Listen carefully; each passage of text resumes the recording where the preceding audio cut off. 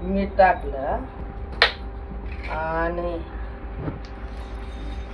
जिरे टाकले, हळद टाकली, मिरची बुक्की टाकली. आता हे बेसन पीठ आता हे बेसन टाकलं. आता मळून घेऊ. हे असं भाज्याचं पीठ, आता कांदा भाज्याचं पीठ मळलं.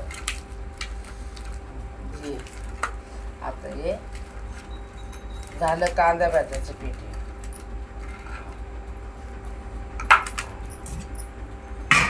एक कांदा भजी असे भजी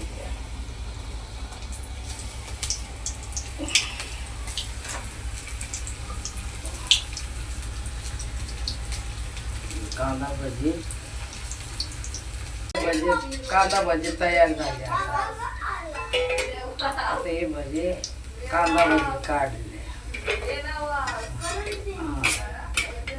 कांदा भजी झाली तयार.